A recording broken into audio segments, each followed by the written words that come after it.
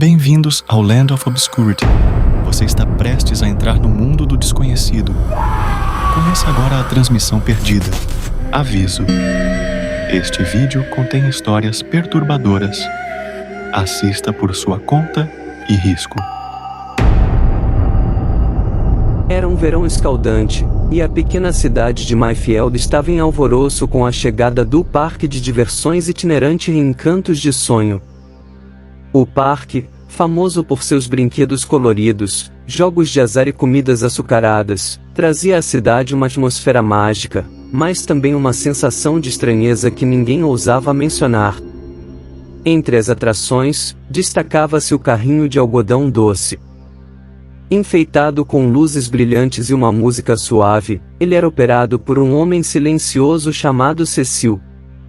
Alto, magro e sempre com um sorriso enigmático, Cecil nunca falava, apenas entregava algodões doces gigantescos para as crianças e as observava enquanto se afastavam.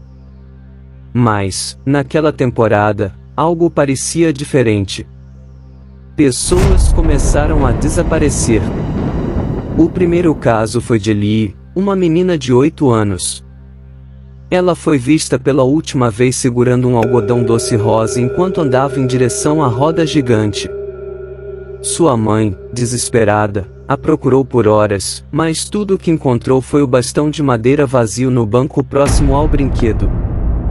Os desaparecimentos seguintes seguiram o mesmo padrão, sempre crianças, sempre vistas pela última vez comendo o algodão doce. A polícia foi chamada, mas não conseguiu encontrar nenhuma pista. Enquanto isso, Cecil continuava em seu carrinho, como se nada tivesse acontecido. Seu sorriso permanente tornava-se cada vez mais perturbador. Emily, uma jovem jornalista local, começou a investigar os desaparecimentos.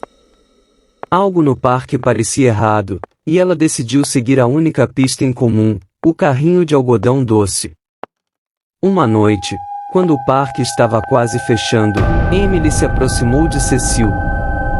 "Posso fazer algumas perguntas?", ela perguntou, tentando esconder seu nervosismo. Cecil não respondeu, mas entregou-lhe um algodão doce, tão grande que ela mal podia segurá-lo. Emily hesitou, mas decidiu aceitar. Enquanto continuava: "Você notou algo estranho? Todas as crianças desaparecidas passaram por aqui." Cecil apenas inclinou a cabeça, como se estivesse tentando entender as palavras dela. Então, apontou para a roda gigante. Emily sentiu um arrepio, mas decidiu investigar. Subiu na roda gigante, mas, do topo, tudo o que viu foi a escuridão além do parque. Quando desceu, Cecil já havia desaparecido, e o carrinho estava vazio.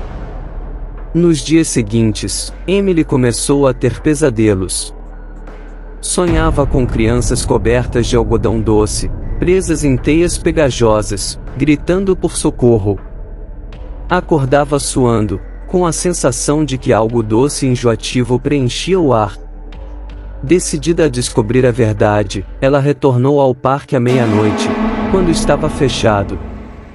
Armada com uma lanterna e uma câmera, Emily foi até o carrinho de algodão doce. Para sua surpresa, ele ainda estava lá, mas parecia diferente. O algodão doce pendurado tinha uma cor estranha, um tom escuro que não era natural. Ela se aproximou e viu algo que a fez recuar de horror. No meio de uma das rodelas de algodão doce, havia um dedo humano. Emily começou a filmar enquanto investigava mais. Atrás do carrinho, encontrou uma porta escondida no chão, que levava a um túnel subterrâneo. Com as mãos trêmulas, ela abriu a porta e desceu os degraus. O túnel era úmido e cheio de fios de algodão doce que pareciam crescer das paredes como teias de aranha. Quanto mais ela avançava, mais forte se tornava o cheiro doce e enjoativo. No final do túnel, Emily encontrou uma câmara iluminada por luzes fluorescentes. No centro, havia uma máquina gigantesca, girando e produzindo algodão doce. Mas não era açúcar que ela usava. Havia restos humanos jogados em um lado da máquina, triturados e transformados na matéria-prima do algodão doce. Emily segurou o grito, mas quando se virou para sair, deparou-se com Cecil. Ele estava parado na entrada do túnel, segurando um enorme bastão de algodão doce, com o mesmo sorriso perturbador. Você não devia estar aqui, disse ele, pela primeira vez, sua voz tão doce e pegajosa quanto o ar ao redor. Emily tentou correr, mas os fios de algodão doce começaram a se enrolar em seus pés, prendendo-a ao chão. Cecil avançou lentamente, enquanto a máquina atrás dele começava a girar mais rápido, emitindo sons metálicos que pareciam risadas distorcidas. Com um esforço desesperado, Emily conseguiu soltar um dos pés e jogou sua câmera contra Cecil, acertando no rosto. Ele cambaleou, e ela aproveitou a oportunidade para correr de volta ao túnel. Quando emergiu na superfície, o parque estava deserto, mas as luzes do carrinho de algodão doce ainda piscavam. Sem perder tempo, ela correu para a delegacia e entregou as imagens que havia gravado. No dia seguinte, a polícia invadiu o parque. Eles encontraram o túnel e a máquina, mas Cecil havia desaparecido. O carrinho de algodão doce estava abandonado, e o parque foi fechado definitivamente. Embora as evidências fossem claras, ninguém conseguiu explicar como Cecil havia escapado ou de onde vinha aquela máquina macabra. Emily, traumatizada, deixou Mayfield e jurou nunca mais se aproximar de um parque de diversões. Mas, meses depois, em outra cidade, um novo parque itinerante apareceu. E, entre suas atrações, havia um carrinho de algodão doce, com um operador magro, alto e sempre sorrindo. Os desaparecimentos recomeçaram. E, até hoje, o assassino do algodão doce continua viajando de cidade em cidade, espalhando terror disfarçado de doçura. A cidade de Bloodhill era pequena e isolada, com uma população de pouco mais de 1000 habitantes. Cercada por colinas densamente arborizadas, o lugar parecia ter sido esquecido pelo tempo. Suas ruas estreitas eram iluminadas por postes antigos, e os moradores levavam uma vida tranquila, embora marcada por uma sensação constante de inquietação. Não era apenas a localização remota que incomodava os habitantes, era a história sombria que pairava sobre a cidade. Décadas atrás, uma série de assassinatos brutais havia abalado Bloodhill. 7 pessoas foram encontradas mortas, cada uma de maneira mais grotesca do que a anterior. O assassino nunca foi pego, mas o povo deu-lhe um nome, o Carrasco de Bloodhill. Por anos, a cidade viveu em silêncio, como se tentasse enterrar seu passado. Mas, na noite do 50º aniversário do primeiro assassinato, o terror voltou. Naquela noite, o som de uma sirene quebrou a tranquilidade da cidade. O corpo de Margaret Lane, uma professora aposentada, foi encontrado em sua casa, mutilado de forma horrível. As paredes estavam cobertas de marcas de mãos ensanguentadas, e, em um espelho quebrado, havia uma mensagem escrita com sangue: o carrasco voltou. O xerife local, Tom Hadley, um homem em seus 50 anos com uma longa história em Bloodhill, imediatamente iniciou uma investigação. Ele sabia que o retorno do assassino seria devastador para a cidade. O medo começou a se espalhar como um incêndio, e os moradores trancaram suas portas e janelas, revivendo os pesadelos do passado. Diferente de 50 anos atrás, a tecnologia agora era uma aliada. Tom ordenou que câmeras fossem instaladas em locais estratégicos da cidade e começou a analisar as poucas pistas deixadas na cena do crime. Mas, conforme os dias passavam, outro assassinato ocorreu. Dessa vez, a vítima foi Samuel Grayson, o dono da loja de ferragens. Seu corpo foi encontrado no porão da loja, suspenso por correntes e cercado por velas apagadas. A cena era tão meticulosamente preparada que parecia um ritual macabro. No chão, havia outra mensagem: eu nunca fui embora. Tom começou a notar um padrão. As vítimas pareciam estar conectadas de alguma forma ao passado da cidade. Ele mergulhou nos arquivos antigos, revisitando os casos dos assassinatos originais. O que ele descobriu foi alarmante: todas as vítimas de 50 anos atrás eram parentes distantes das vítimas atuais. A tensão na cidade chegou ao limite quando Lucy, a filha adolescente do xerife, começou a relatar sonhos estranhos. Ela descrevia um homem alto e encapuzado, com uma faca curva na mão e olhos que brilhavam no escuro. Ele sussurra meu nome, disse ela, tremendo. Tom tentou ignorar, atribuindo os sonhos ao estresse. Mas, quando encontrou uma faca cravada na porta de sua casa com um bilhete escrito à mão, até logo, xerife, ele percebeu que Lucy poderia estar em perigo. Ele decidiu enviar sua filha para a casa de sua irmã, em uma cidade vizinha, mas, na noite da partida, Lucy desapareceu. Seu quarto estava vazio, exceto por um rastro de pegadas ensanguentadas que levavam até a janela aberta. Tom reuniu uma equipe de moradores armados para vasculhar a floresta ao redor da cidade. O grupo encontrou trilhas que levavam a uma velha cabana, há muito abandonada. O lugar parecia desmoronar, mas a porta estava entreaberta. Dentro, o cheiro de sangue e podridão era quase insuportável. No centro da sala principal, havia uma mesa coberta de jornais antigos, todos relatando os assassinatos de 50 anos atrás. Ao lado, havia fotos recentes das vítimas atuais, incluindo uma de Lucy com um X vermelho pintado sobre o rosto. De repente, a porta se fechou com um estrondo, e o grupo foi atacado. Um homem alto, vestido com uma capa escura, surgiu das sombras.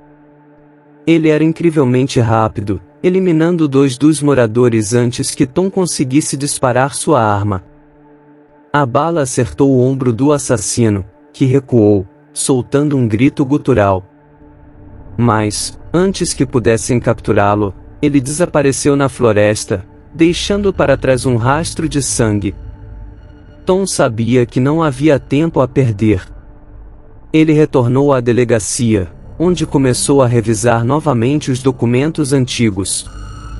Foi então que encontrou algo que ninguém havia percebido, um nome que aparecia em ambos os casos. O homem era Alfred Kline, um morador de Bloodhill que havia sido interrogado na época dos primeiros assassinatos, mas nunca foi considerado suspeito. Na época, ele era jovem, um recluso que vivia na cabana onde o grupo havia sido atacado. Tom descobriu que Alfred tinha uma conexão familiar com as vítimas, mas sua trilha desapareceu anos depois do último assassinato. Agora, parecia que ele estava de volta. Enquanto Tom investigava, Lucy tentava sobreviver. Ela havia sido levada para um porão escuro, onde Alfred a mantinha amarrada. Ele falava com ela de maneira confusa, mencionando herança e purificação. Seu comportamento era errático, oscilando entre um tom calmo e explosões de fúria. Lucy percebeu que Alfred acreditava estar cumprindo uma espécie de missão sagrada, eliminando as manchas de Bloodhill. Mas sua mente perturbada também era sua fraqueza. Ela começou a manipulá-lo, fingindo compreender sua missão, ganhando tempo. Tom finalmente localizou um esconderijo mais profundo na floresta, um antigo sistema de túneis que Alfred usava para se esconder. Ele reuniu uma equipe, mas sabia que seria perigoso. Ao entrar nos túneis, encontraram evidências de mais vítimas, roupas, objetos pessoais e restos humanos.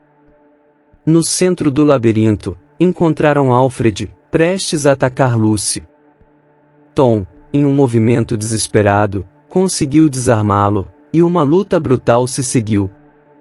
Alfred era incrivelmente forte, mas, com a ajuda dos outros, Tom conseguiu derrotá-lo. Com Alfred capturado, Bloodil finalmente respirou aliviada.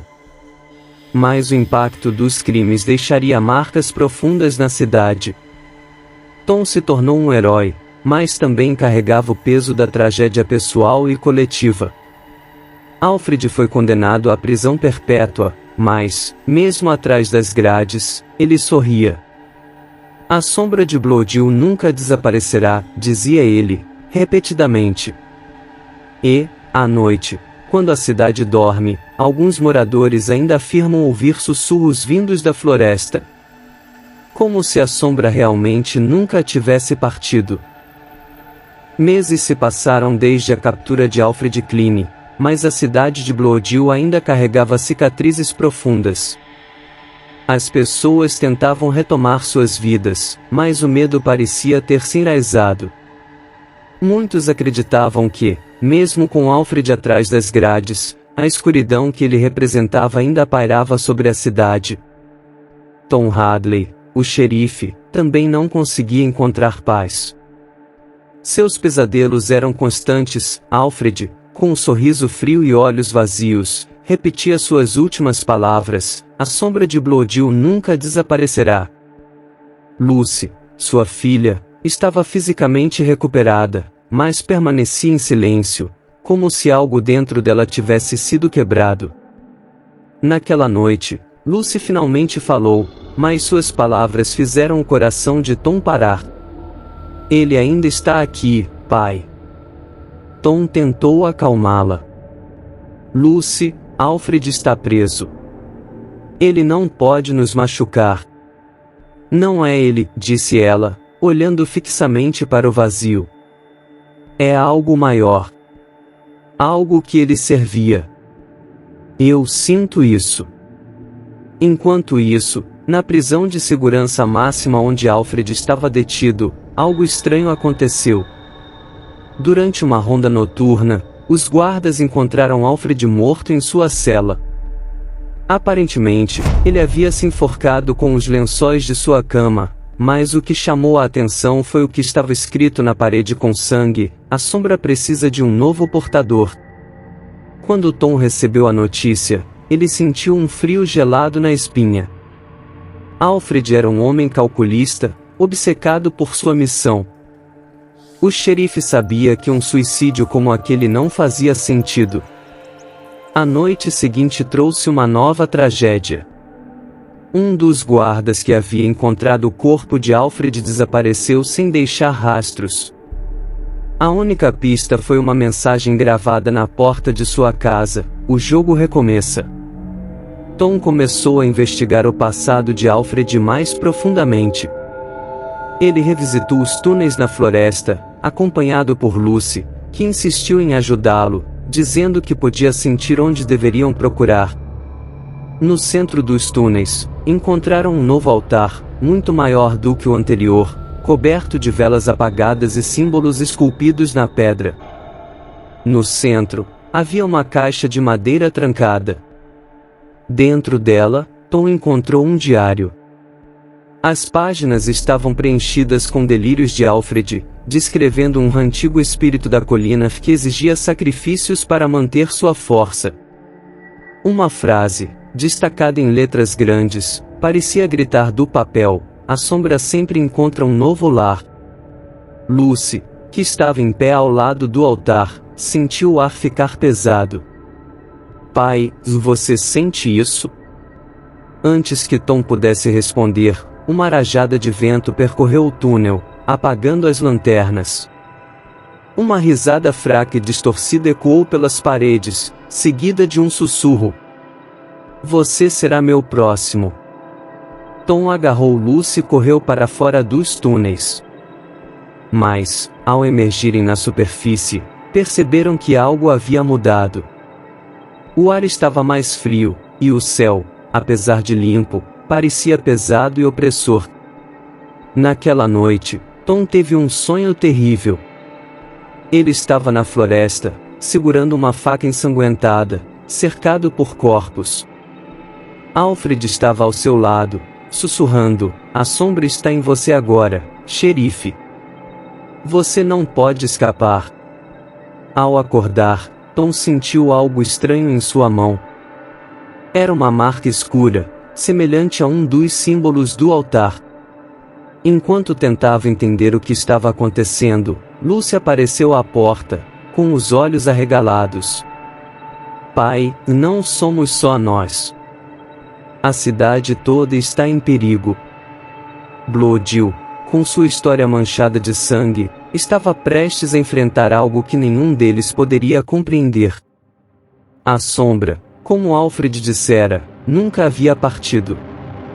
Ela apenas estava esperando por seu momento. Deixe seu like, inscreva-se no canal e compartilhe essa história com aqueles que acham que podem enfrentar o desconhecido.